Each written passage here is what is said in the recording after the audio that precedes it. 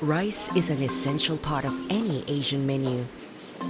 And at Kung Fu Kitchen, up to 40 kilos is used each day. But lately, it's been costing the business more. 我们的米大概一包的成本起了大概10%，就是接近在4块钱左右吧。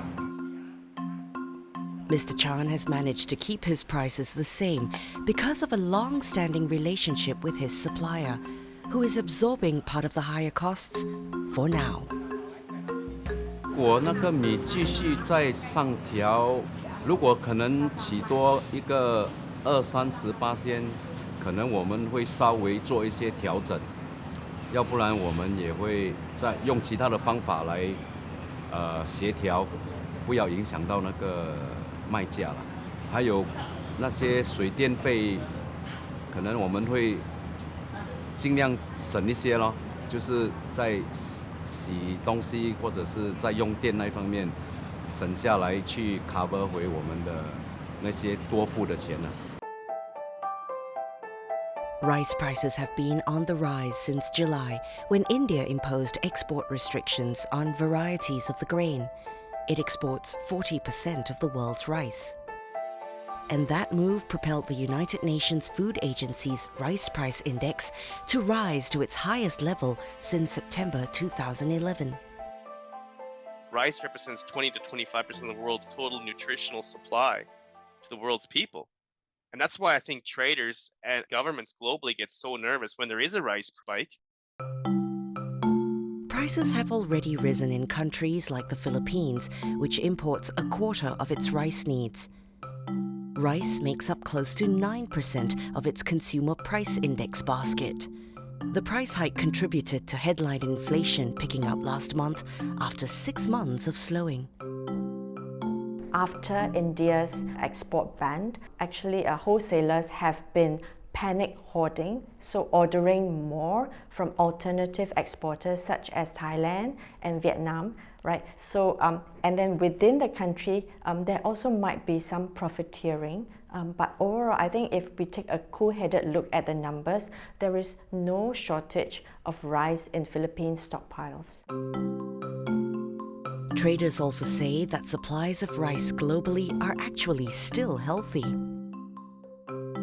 India is sitting on 32 million tons of rice, which is pretty huge.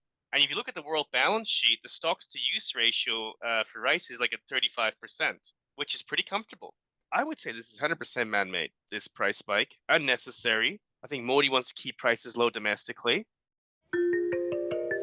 In Singapore, food security policies have helped ease the impact. Singapore is one of a handful of nations who have received an exemption from India's restrictions. In addition, the Singapore Food Agency told us the city-state diversifies its imports to manage supply chain disruptions, importing rice from over 30 countries.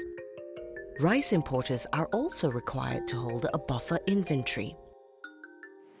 That's why the uptick in rice prices is unlikely to move the needle in overall food inflation in Singapore. One reason is because rice only makes up 0.2% of our consumer price index basket. It's also because the price of rice as a commodity is only a small part of the overall cost of what we pay as consumers. So it's not dollar for dollar, because in the supermarket bag of rice, actually you're paying for shipping, packaging, as well as marketing costs.